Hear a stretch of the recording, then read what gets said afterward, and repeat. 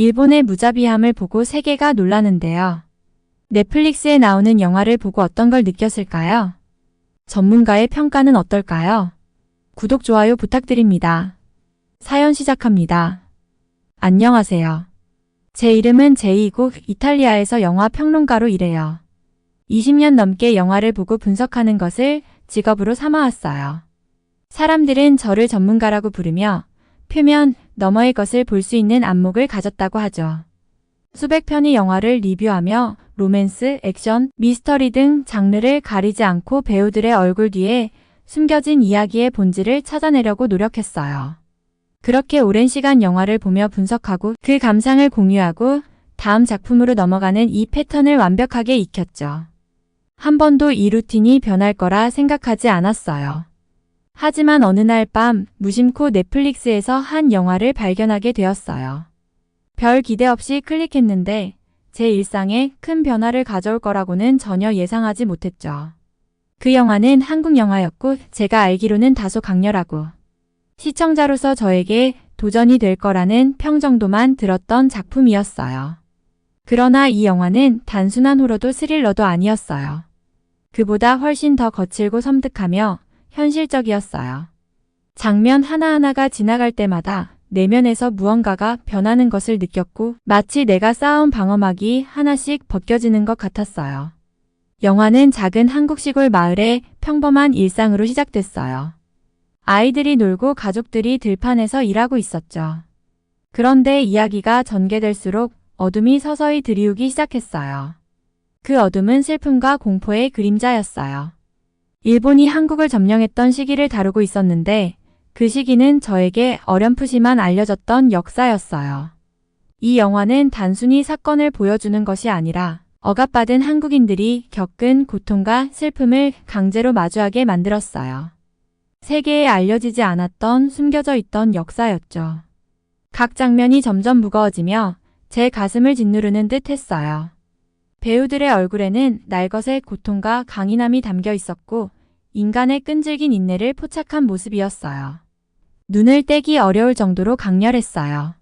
억압과 저항, 잔혹함과 용기가 충돌하는 그 세계 속에 내가 들어가 있는 듯 했어요. 감독은 마치 제가 그들 곁에 서 있는 것처럼 현실감 넘치는 이야기를 짜냈어요. 단순한 영상과 소리 이상의 무엇이 있었어요. 공포의 순간 후 이어지는 침묵, 작고도 강력한 대사들 모두가 분위기를 더해주며 결코 거리감을 둘 수 없게 만들었어요. 영화가 진행될수록 제가 영화와 이야기 방식에 대해 알고 있다고 생각했던 모든 것이 흔들렸어요. 이것은 단순한 오락이 아니었어요. 과거로부터 현재로 울려 퍼지는 절규와도 같았죠. 처음으로 저는 영화를 비평하기 위해 보는 것이 아니라 이해하고 역사를 받아들이기 위해 보고 있다는 것을 깨달았어요. 엔딩 크레딧이 올라갈 때 저는 한동안 침묵에 잠겼어요. 손은 의자 팔걸이를 꽉 쥐고 있었고 스크린의 빛 속에 비친 제 모습은 마치 아직 그 세계에 갇혀 있는 듯 넋이 나간 상태였어요.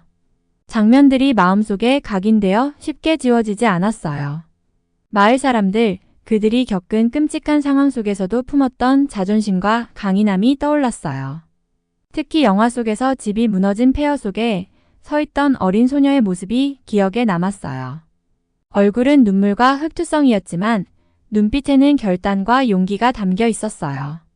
그 소녀는 단지 자신을 넘어서 모든 억압받은 사람들을 상징하는 존재였어요. 저는 영화를 평론가로서 본 것이 아니라 깊은 감동을 받은 사람으로서 보고 있었던 거예요. 이 이야기를 더 많은 사람들이 보았으면 좋겠다고 느꼈어요. 단순히 스쳐 지나가며 보게 되는 영화가 아니라 반드시 누군가가 기억하고 배워야 할 영화로 자리 잡았으면 했어요. 조용히 자리에서 일어나 책상 위에 놓인 노트에 글을 적기 시작했어요. 이것은 단순한 비평이 아니었어요. 내가 본 것을 전하는 그들의 이야기에 목소리를 실어주는 글이었어요. 절정의 순간이 마치 폭풍처럼 몰아치며 이야기가 유지하고 있던 평온을 무너뜨리고 제가 영화에서 본 어떤 것보다도 깊고 어두운 비밀을 드러냈어요. 그 장면은 제 기억 속에 영원히 남아 잊히지 않을 너무나도 충격적이고 끔찍한 순간이었어요. 일본 군인들이 평화로운 한국의 한 마을로 행진해 들어오는 모습이었죠. 그들의 얼굴은 무표정하고 냉정했어요. 마치 그들이 곧 앗아갈 생명들이 그저 지나가는 그림자에 불과한 것처럼요. 학살이 스크린 위에서 냉혹하게 펼쳐졌고 저는 그 잔혹함에 굳어버린 채 꼼짝할 수 없었어요. 군인들은 무자비하게 냉혹하게 움직였고 모든 행동이 차갑고 기계적으로 이루어졌어요. 마을 사람들의 비명소리가 울려 퍼지며 그 절박함이 너무나도 생생하게 전해져 제 가슴을 조이는 것만 같았어요. 눈을 돌리고 싶었고 두 눈을 꼭 감고 이 장면을 지워버리고 싶었지만 저는 마치 가둬진 것처럼 이 광경을 외면할 수 없었어요. 그리고 잔혹함으로 가득 찬 그 순간을 더욱 소름 끼치게 만드는 장면이 이어졌어요. 일본 군인들이 전리품으로 마을 사람들의 코와 귀를 자르고 수집하는 장면이었어요. 그 잔인함에 속이 뒤틀렸고 저는 이것이 영화적 과장이라 믿고 싶었어요.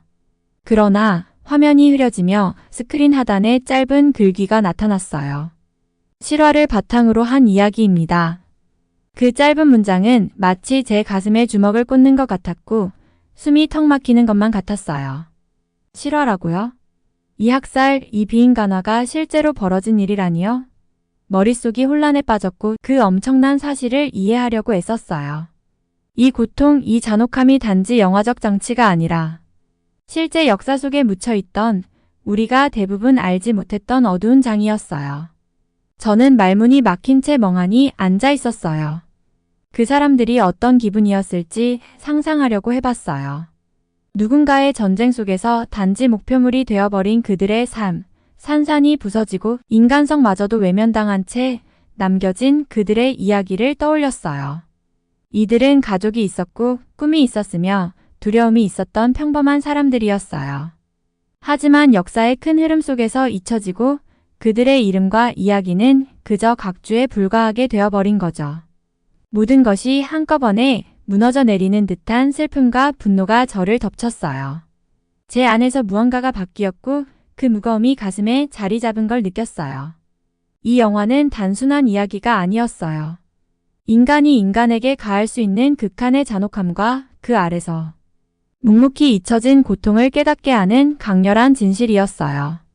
그 순간 비평가로서 제가 익숙했던 모든 것이 허무하게 느껴졌어요. 이 이야기는 제 비평을 필요로 하지 않았어요. 그보다는 제 이해와 공감을 필요로 했어요. 단순히 보이는 것만이 아닌 그 진실을 마음에 새기길 바랐던 거죠. 깊은 숨을 들이쉬었지만 그로 인해 안도감이 들진 않았어요. 가슴에 돌덩이가 박힌 듯 답답했고 마을 사람들의 비명이 여전히 머릿속에 울려 퍼졌어요. 눈을 감았지만 그 잔혹한 장면들은 이미 제 기억 속에 각인되어 지워지지 않을 것이었어요. 분노가 가슴속에서 서서히 끓어오르는 듯 했어요. 어떻게 이런 일이 일어날 수 있었을까요? 이렇게 잔혹하고 고통스러운 일이 실제로 벌어졌을 뿐만 아니라 수많은 사람들에게 잊혀졌다는 사실이 더욱 화가 났어요. 그동안 제가 수없이 본 영화들, 허구의 전쟁과 상상의 전투를 다룬 수많은 이야기들이 있었지만 여기에 진짜 비극이 있었어요. 시간 속에 묻힌 진정한 고통과 슬픔을 지닌 이야기가 있었던 거죠. 처음으로 저는 단순히 보고 분석하는 것 이상의 무언가를 하고 싶다는 간절함을 느꼈어요. 이 사람들의 고통을 가슴에 새기고 다시는 잊히지 않도록 마음에 품고 싶었어요. 영화가 열어준 문을 더 이상 닫을 수는 없었어요. 이토록 가슴 아픈 진실을 외면하는 것은 그들에 대한 배신과도 같았어요. 크레딧이 올라가고 방 안은 어둠에 휩싸여 고요해졌어요. 하지만 영화의 무게는 여전히 저를 짓누르고 있었고 그 이야기는 공기 중에 남아있는 듯 했어요. 방을 나설 때 저는 더 이상 예전의 제가 아니었어요. 영원히 변해버린 저 자신을 느꼈어요. 그 이미지는 제 기억에 깊게 새겨져 마치 흉터처럼 남아있을 것 같았어요. 조용한 어둠 속에서 저는 마음속으로 조용한 다짐을 했어요. 이 이야기를 잊지 않겠다고, 그리고 가능한 많은 사람들과 이 진실을 공유하겠다고요. 제 목적은 분명했어요. 일본으로 가야만 했어요. 망설임도 의문도 없었어요. 저는 교토에 있는 미미즈카, 곧 귀 무덤 앞에 서야만 했어요. 그 이름만으로도 오싹한 두려움이 느껴졌고 그 단어를 말하는 것만으로도 그 안에 담긴 공포가 살아나는 듯 했어요. 화면 속에서 잠시나마 엿본 그 역사를 직접 마주하고 싶은 강렬한 욕망이 일었어요.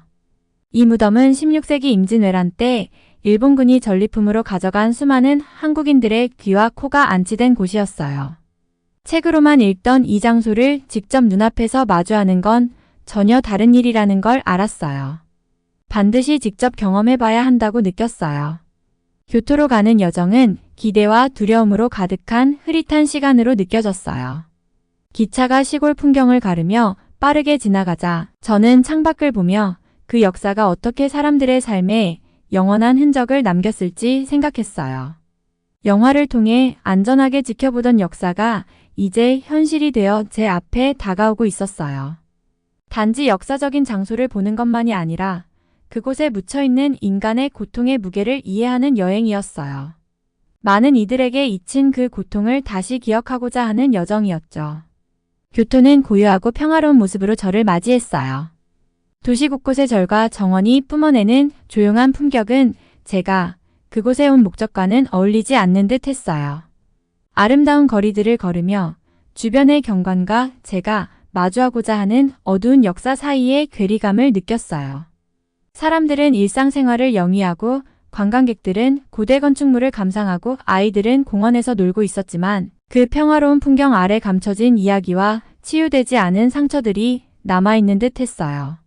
미미즈카에 다가가자 주위의 모든 것이 느려진 듯 느껴졌어요. 공기는 묵직했고 가라앉은 고요함이 제 주변을 감싸며 역사 속에 담긴 그 무언의 경고를 제게 전달하는 듯 했어요. 그곳은 소박한 언덕에 단순한 돌비가 세워져 있을 뿐이었지만 그 아래에는 무고한 이들의 흔적이 묻혀 있었어요. 저는 그 앞에서 서늘한 한기를 느끼며 그들이 겪었던 고통과 그들의 존엄이 산산이 조각난 역사의 상징임을 깨달았어요. 제가 서 있던 땅은 성스러운 느낌이 들었어요. 발을 내딛는 순간마다 그들의 고통을 느끼고 존중하라는 무언의 요구가 느껴졌어요. 그들의 고통을 직접 상상해 보려고 했지만 단지 그 처참함의 일부만 느낄 수 있을 뿐이었어요. 이 무덤은 단순한 기념물이 아니라 치유되지 않은 상처였고 오랜 세월 동안 부정과 망각 아래 덮여온 고통의 흔적이었어요. 저는 문득 분노가 솟구쳤어요.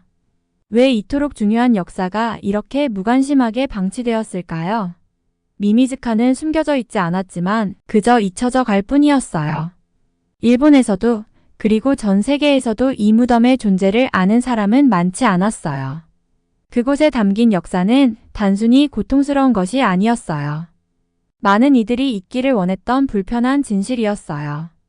사람의 목숨이, 인간의 존엄성이 단순히 통계나 책 속 각주로만 남을 수 있다는 사실이 안타까웠어요. 그곳에서 저는 분노와 슬픔, 그리고 깊은 책임감을 느꼈어요. 저는 그곳에 온 방문자였지만 그 장소와 묘하게 연결된 듯한 느낌을 받았어요. 그들의 고통을 대신 치유해줄 수는 없었지만 그들의 이야기를 기억하고 전할 수는 있었어요. 이 이야기가 다시는 묻히지 않도록 제 마음속에 깊이 새겨넣을 수 있었어요. 그 순간 저는 이 여행이 단순히 역사를 이해하는 여정이 아니라 그 역사를 존중하고 그들의 목소리를 되찾아주는 여정이라는 걸 깨달았어요. 저는 눈을 감고 그 장소의 무게를 제 마음에 담았어요. 이 무덤은 인간의 강인함을 상징하며 상상조차 할 수 없는 잔혹함 속에서도 인간의 정신은 꺾이지 않았다는 것을 알려주는 증거였어요. 마지막으로 미미즈카를 바라보며 발걸음을 옮길 때 제 마음은 무겁지만 결의에 차 있었어요. 이곳은 기억되어야 할 장소였고 역사 속에서 사라져서는 안 되는 공간이었어요. 과거를 바꿀 힘은 없었지만 그 기억을 지키고 그들이 겪었던 고통을 되새기며 살아가기로 다짐했어요.